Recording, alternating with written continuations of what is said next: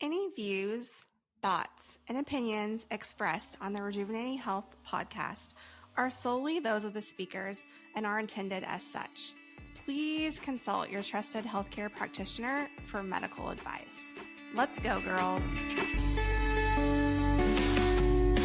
Welcome back to the Rejuvenating Health podcast. I am Coach Laken, and as always, I'm joined by women's health nurse practitioner Lindsey. And today we're talking about something fun. We're going to go into one of the really big frustrations that we hear from women all the time. And, it sounds a lot like my husband gave up soda and started walking and lost 20 pounds, and I'm still fighting against, 1 pound on the scale, or, I meal prep and count my calories and do all the things and do all my movement and nothing tends to happen. And we hear this a lot, like, women will say things like, I just smell a cookie and I gain 5 pounds. And we know obviously that's not literally true, but it can feel that way sometimes. And often when there's a direct comparison in your household living with you that's doing the same things as you and getting far faster results, then that can be really frustrating. So why is this happening, Lindsey? Yeah, I think it's very frustrating for any woman that you talked about when they're doing a nutrition journey with their husband and they're like, I'm trying so hard and he's Yeah. not trying. And yeah. But okay, so first of all, let's normalize something like you're not failing. Okay. In general, I would probably say until the last 5-ish years, we as women have been just constantly following advice that was largely built upon men. It's starting to change a little bit. We're still not there at all, but most research around nutrition until really the 1990s excluded women because they just thought that we were too hard. We were too complicated. Like because of our hormones, we were just too complicated. So we're just not going to study them. So you just have to do The like your, 90s, which, like, I wanna let that sink in because yeah, I feel like people think, like, "Oh, this is something that happened a long, long time ago." No, the 90s is when women started to be considered. which is wild. That's insane. That's so wild. And yeah. And so women until then, really until recently, I feel like we're just expected to lose weight the same way men lost weight. And if Yeah, they're you like, "Just really, scale it down a little bit." They're yeah, just a little. if you really stop and think about it, that makes zero sense at all because we are nothing like men. Like, so today we're going to try to explain to you the physiology because once you understand your biology a little bit, it will make a lot more sense to you. And you can kind of, one, stop comparing yourself to your husband and stop blaming yourself, your body for not cooperating to things that probably you should have been doing in the first place. Yeah, yeah. So, like, you know, like you said, we're very different and we were never designed to have the same metabolism. No, like, I mean, you just go back to evolution. Men evolved primarily for hunting, like hunting and gathering to take care of the family. Women evolved for survival of the species. Like you evolved to make babies and raise babies, essentially. Mhm. I know it's 2026 and that's not how it is now, but that's where we came from. And those jobs are very, very different. Very different. So as women, we evolved to preserve energy, protect fertility, store fat during times of famine, support a pregnancy, support breastfeeding. Like your body doesn't care that you're trying to fit into your jeans that you wore 10 years, Mhm. 20 years ago. It cares that it wants you to be responsible for keeping a human live, whether that's pregnancy, breastfeeding, whatever. Yeah. I think it's important to reference that like when we say women's bodies evolved, like that doesn't mean that our brains evolved to just do those things. And that's where Right. people want to get up in arms and be like, I carry so much more value than that. That's not what we're saying. You biologically, your body evolved for that mode, that method, that job, that preservation. And that's why we talk all the time about how the body wants to achieve that homeostasis. Like that's what we're meant for and why we need safety in the body in order to be able to get it to perform the way that we want it to. Yeah, and that's why women naturally carry more fat. Like Mhm. women naturally carry 8 to 12% more essential body fat than men. So your husband can get down to 8% body fat. That's not realistic. You're probably more like 20. Like that's just Yeah. how it is. And that's his 8% is not going to affect his hormonal makeup versus if you were to drop down below 10, You're even not gonna sometimes have a below period. Yeah, 15%, yeah, you're gonna be struggling. yeah. You also have to know that, like, men on average have 30 to 40%, that's a lot, more skeletal Mhm, muscle mass. So, what does that mean? They can eat a lot more food than us, like 30 to 40% more food than us because by just sitting there, their metabolism is so much faster than ours, right? So, you need to understand metabolic rate, like BMR, and I don't think a lot of people understand that at all. And so no. your BMR is how many calories your body burns literally just laying in bed all day, not moving an inch. The To more live. to live, the more muscle you have, the higher it is. So you can have two women that weigh 130 pounds. One woman's BMR is 900 because she has no muscle. Mhm. My BMR is 1500. So I'm like, I'm naturally burning 600 more calories a day just by living because I have muscle mass. Every pound of muscle requires energy 24 hours a day. So the more that you have, the more energy you're going to burn, which is why we stress so much about muscle. This is also your BMR is what you need to live. You should never be eating under your BMR. Like that is wild. If someone's giving you a calorie count of 1,000 calories, I guarantee your BMR is higher than that, and you should not be eating below that. That's also just essentially keeping your body in, like, a fight or flight response 'cause it can't function the way that it's intended to, so it's in preservation mode. Yeah, yeah. Like, and again, we're gonna pound on muscle, but muscle isn't just for cosmetic looks. Like, yes, being lean and having muscle definition is awesome. I guarantee you, like, you're not gonna look like a man unless you take anabolic steroids. So stop thinking that if you lift heavy weights, you're gonna look like a man because it's not gonna happen. Muscle is always it's just really metabolically important. Like it's your largest glucose disposal organ. So it literally acts like a sponge for any type of carbohydrates that you want to eat. So if you love ice cream, get some muscle because it's gonna burn through that ice cream like a lot better. Like, you need less insulin the more muscle you have. The less insulin you need, the less fat storage you have. This is why men lose weight and are leaner because they have so much more muscle, they can burn through carbohydrates so much more efficiently than us. Yeah, and that speaks directly to the insulin resistance that comes up all the time that we talk about and that we see all the time. It's like if there's a deficiency in your muscle mass and your lean muscle tissue, and there's not enough there to burn through the amount of glucose that you're putting in your system, aka sugar, through processed carbohydrates or any other sugar filled foods and heavy starches. So then when we do that and we don't have the muscle in place to be able to burn through it, that's when the system gets overloaded and it's going to have to dump that somewhere else or it's not going to receive the signals properly. Yeah. Men also have 10 to 20 times more testosterone than us. Hmm. So, an optimal level for women naturally of testosterone is 50. An optimal level for men is like 7 to 900, 10 to 20 times more testosterone. You don't go trying to get the testosterone of a man, ladies. That will give you some negative side effects. Yeah, you But do not feel good. there is a lot of metabolic benefits to testosterone. It can increase protein synthesis, it can improve your insulin sensitivity, it can increase dopamine, increase motivation, build muscle, improve recovery, increase your energy expenditure. Again, you should not be having the testosterone level of a man. They just naturally burn more calories than we do because they have more testosterone. Now, you put that into a woman that's entering perimenopause, so her testosterone is declining. I mean, sometimes I see women with no testosterone at all and declining estrogen and declining progesterone. Like, that metabolic environment is way different than a man's. Yeah.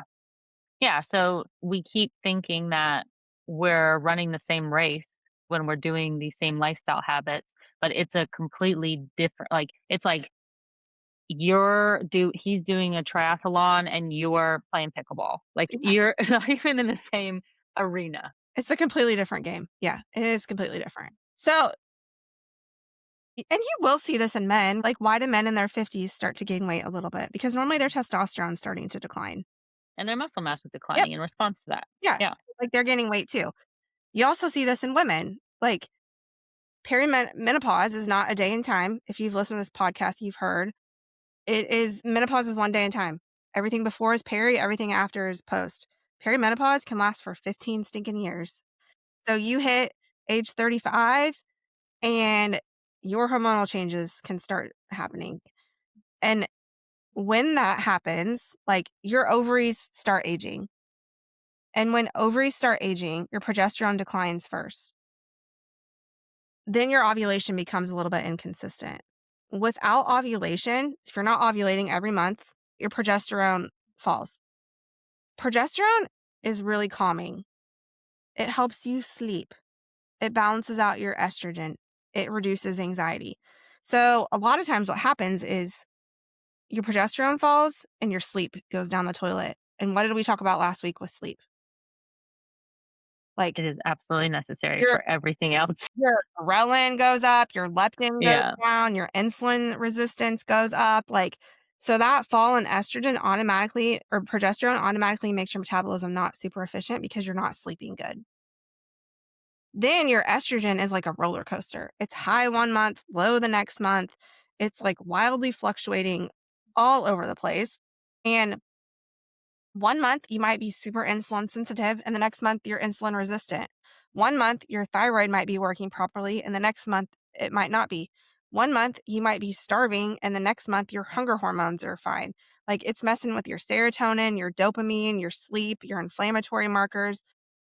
And then you have declining testosterone on top of it. So you're in like a literally hormonal crap show that can make it hard to lose weight. Meanwhile, like men, it's not that they're not dealing with their own hormonal decline, but theirs really only encompasses like their testosterone is slowly declining. It's like this progression over time. We have this transition period where that ends up being a domino effect for multiple things that can go awry and fluctuate, and then that can cause a litany of their own symptoms.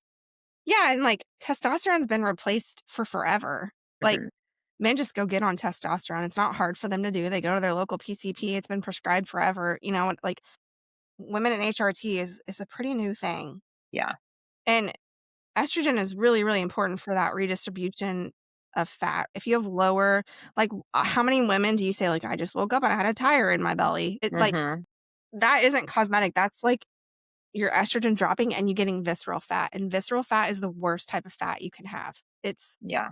It's hormonally active, meaning that it releases all kinds of inflammatory cytokines.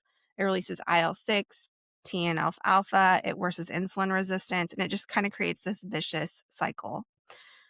And it feeds the not good estrogen. It feeds the estrone, and the estrone is Mm. what causes the cancer. So you have this metabolically active fat tissue that is not good metabolically active. It's inflammatory metabolically active. So all this to say is that is one reason you're not losing weight doing the same thing as your husband is because your hormones are way different. Cortisol levels. Yeah, we talk about cortisol all the time, but I don't think that we really talk about like the pathophysiology about it. And essentially, stress or like elevated cortisol, whatever, stress is anything that threatens homeostasis.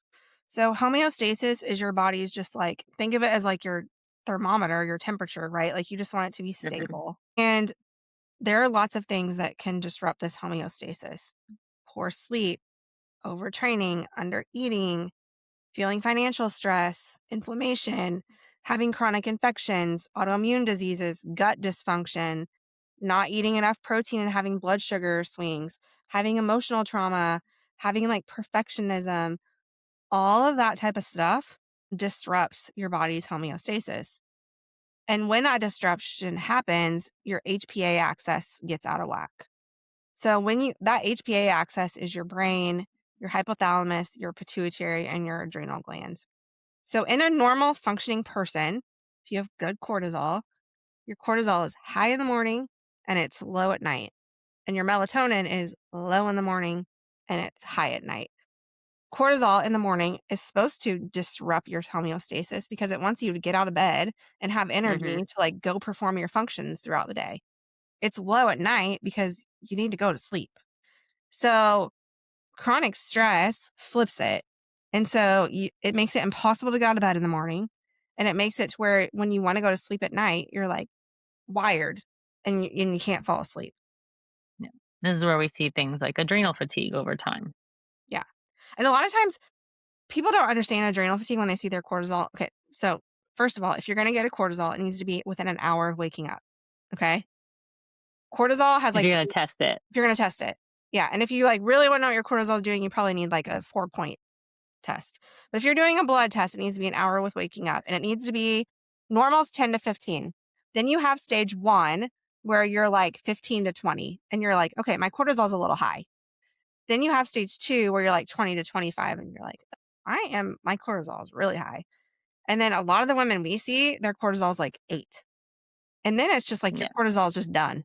Yeah, It just don't even work, you right? can't go anymore. So when that cortisol is 15, 20, 25, it causes an elevated blood sugar. So if you have a high cortisol in the morning, you're like, you can probably tell if you have a high cortisol. Wear CGM. If your fasting Mhm. glucose is elevated, you have high cortisol in the mornings. So high cortisol is going to cause an increase in glucose, which is then going to spike your insulin, which is a fat storing hormone, which is then going to downregulate your thyroid conversion and your progesterone and testosterone. So that is automatically just messing up your metabolism and causing an increase in abdominal fat, emotional eating, slower recovery. Yeah. And I don't think this is gonna be a surprise to anyone, or at least it shouldn't be, but women tend to experience a larger cortisol response to emotional stress than men, which is part of the reason why there's so many stereotypes about, how emotional that women are compared to men and all this. It is biological. Like men often have a greater response to physical stress, which is interesting if you think about how the joke about men, the man cold or the man flu. Like when men are sick, it's like, oh my gosh, the world is ending. I cannot go on. This is terrible. It's because it is a physical stress on the body. And this likely contributes to different eating behaviors too. Like men are not going to emotionally eat to satiate comfort, but see how their eating patterns are different when they're physically injured or physically sick. So there is a different response there. And women will crave sugar or like usually processed carbohydrates after a really stressful day. And that it's not just a matter of discipline. It's like the brain is seeking that quick glucose to restore perceived safety. Now, it doesn't mean that across the board men don't engage in that behavior, or that women, don't respond to physical stress and men don't respond to emotional stress. It's just that generally this is what we see when we look at patterns. I mean, yeah, I men don't have the complex relationship with food that women have. Some do. Right. Some do. I'm not like some do. But typically a man isn't emotionally eating. They're eating out of boredom, or they're eating out Hmm. of they had a hard physical day and they didn't eat right all day and they're waiting to eat one meal at night and they've binged. But it's not normally like Hmm. I had a stressful day at work and I'm going to go eat a bowl of ice cream. Like that's just not typical men. Again, we're not it's just kind of the way it is. Um and for women, this isn't a lack of discipline. Like I get it. The cravings are for real. Like your brain is actually really seeking quick glucose to perceive safety. Hmm. Because if your body thinks it's running from a bear, because that's what happens when you're stressed out, like your body is in fight or flight, it needs glucose to run from that bear. So it's going to want sugar. The issue is you're not really running from a bear. You're sitting on your couch eating sugar, watching Netflix. Yeah. And all this goes to say that, either one would benefit from curating an environment that's more conducive, right? Because I'd be willing to bet if you're emotionally eating, or you're trying to avoid something, or trying to seek emotional safety in some way, and your partner's there and the ice cream is available, they're probably going to engage in that behavior too. So the best case scenario would be just to create a food environment that's going to be beneficial for both parties. Yeah. Yeah. And I mean, we talked about insulin some in there. And the one thing I will tell you about women and men's fat loss is that insulin is the same for both. So Mm. it's not all one sided. Like insulin in men is the same as insulin in women. It's just men don't have the super decline in estrogen and they don't have the high cortisol, which makes insulin more of an issue for them. So insulin's job is not to make people fat. Like God didn't create insulin for you to be fat. Its Right. job is to keep glucose from becoming toxic. It's to keep your blood sugar from becoming 1,000 and you getting in diabetic ketoacidosis and dying. But when you're chronically elevated insulin, it makes it really hard to lose weight. It makes it hard to lose fat, which is why when we check insulin levels of women and their insulin is 30, we're like, oof, you're going to have a hard time losing weight for a while. Like sometimes it will take 3 months before they ever lose a pound because their Yeah. insulin is so high. We have to really work to get that insulin down. And they get really frustrated because they're like, this is why women give up so easily Yeah. because they don't see results quick because their insulin is so high. And guess what? A GLP-1 doesn't lower your insulin. That's why GLP-1s don't work for everyone. Yeah. It's just killing your signaling, basically. It's just addressing your hunger and your satiety. Yeah. So if you're like walking around eating a bagel for breakfast with coffee, carb, caffeine, insulin spike, then you're eating a snack and it's an apple, great, but it's a naked carb, insulin spike. Then you're eating lunch and it's a turkey sandwich, awesome, but it probably has like one slice of turkey on it. So most of it's carbs, insulin spike. Then you're stressed, so you're grabbing M&Ms from the vending machine. Then you're having dinner and then you're having your glass of wine. How many? Holy moly. That is a lot of insulin Yeah. spikes. That is 14 to 16 hours of your day with elevated insulin. Yeah. No Yeah. way That's a you're lot. losing weight. No way. Yeah. And then that's when insulin resistance comes in. Yeah. And then your muscle becomes resistant to glucose. Your liver becomes resistant to it. And your body just keeps compensating and making more insulin, more fat storage, more cravings, more inflammation. And this doesn't just happen in perimenopausal women. It also happens in women with PMOS or PCOS. Hmm. It happens in women that are pre-diabetic. It happens in women who are sleep deprived. Like all of these things cause insulin resistance. Yeah. Yeah. Which is why it comes up so much and why, why, like, I feel like insulin or blood sugar regulation is like the new thing that, which thank goodness, I'm glad people are aware of it and people are focusing on it. Again, it's not the one thing. We talk about this all the time. It's the full system, but it is something that is worth paying attention to. And it definitely can be an underlying like marker that can It move other dials. is mind blowing how many PCPs still do not check an insulin level.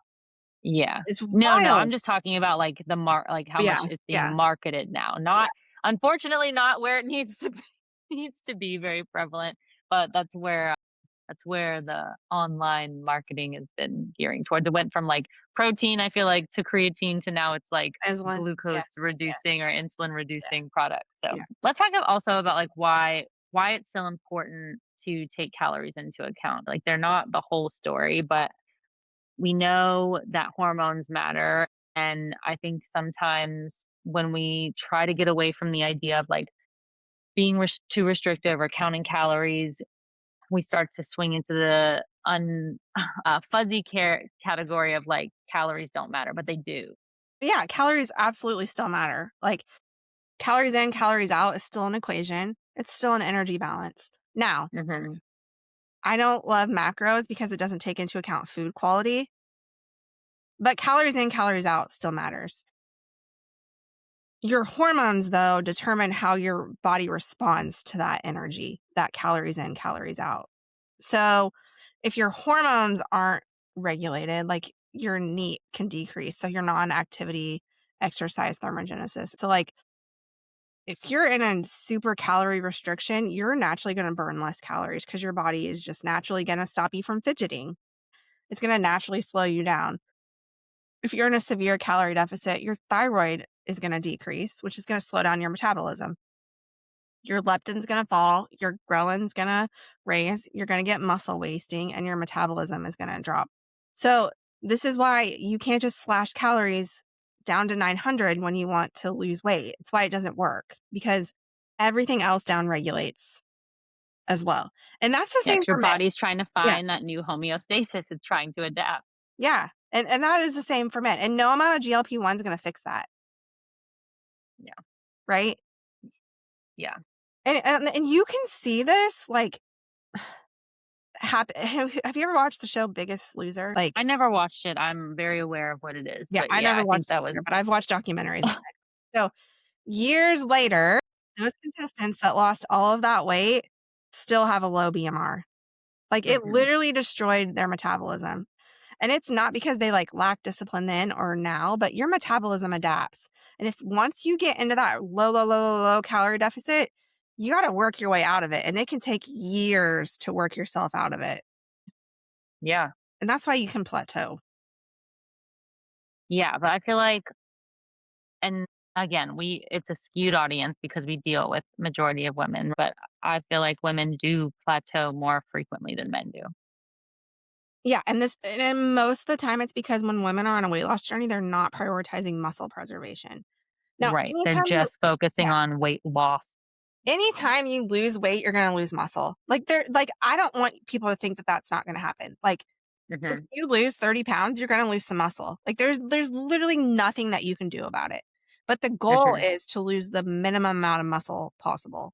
And you do that by eating adequate protein and strength training and making sure that you don't skip out on your nutrients, making sure that your thyroid is still working with selenium and zinc and iodine and iron and B and D, making sure that you're still getting sleep, making sure your gut is still working, not drinking alcohol, focusing on your quality of food. Like all those things are going to make it to where you don't plateau. And sometimes you have to reverse diet out of it and then go back Yeah. down in. Yeah, because if you've been eating at a significant calorie deficit or if you've been restricting calorie intake for years, which is often what happens with a lot of women, you can't just decide, "Oh, I'm gonna eat what I'm supposed to be eating and nourish my body and work out." Again, it's too quick. We can't go to these extremes to expect the body to just be able to snap to the adjustment. We have to progress it. So what do you do if your husband's losing 20 pounds doing nothing and you're stuck and you're not losing weight and you're trying everything? Well, one, don't blame yourself because there's Yeah. probably something going underlying, but you really need to get some lab work done. And so you're looking at a TSH, a free T3, a free T4, a reverse T3. You're looking at an insulin, an A1C, and HSCRP. You're looking at a ferritin, a vitamin D, a B12. You're looking at your estrogen, your progesterone, your testosterone. You're looking at your cortisol, a lipid panel, your liver enzymes. Like, if you get those tests run, like, it's probably going to give you a pretty good idea of what your metabolism is doing and why you can't lose weight. Yeah. Yeah, instead of asking, like, "What diet should I try next?" It's like, "What is preventing my metabolism from working now?" As it is, and that's where those tests come in handy because then we can start to identify, okay, what's the lowest hanging fruit? Where can we make the most amount of change by pulling one of these levers? Yeah, like, And it's the same stuff that we always talk about. yeah, again, build muscle. Why? Because myokines and muscles can act as an endocrine organ. Eat your dang protein because you have to hit muscle protein synthesis and to hit a leucine threshold. So 30 to 40 grams at every meal. Never eat a naked carb, like stabilize your blood sugar. Get your 7 to 9 hours of sleep. Manage your chronic stress. Optimize your hormones. Treat your thyroid. Address your gut. Get your daily steps in. Like, it's everything that we keep saying. But I think the point of this episode was to know that, like, you evolutionary are different than a man. It doesn't mean that you can't lose weight. You're not broken. Like, you're not losing, your body isn't stubborn because it hates you. Like, it's literally adapting to the environment you've given it, to the hormonal stage you're in. And the answer isn't like keep slashing calories, keep exercising till you're exhausted. It's really understanding your biology, working with your physiology instead of against it, and then addressing whatever root causes are keeping you from losing weight in the first place. Yeah.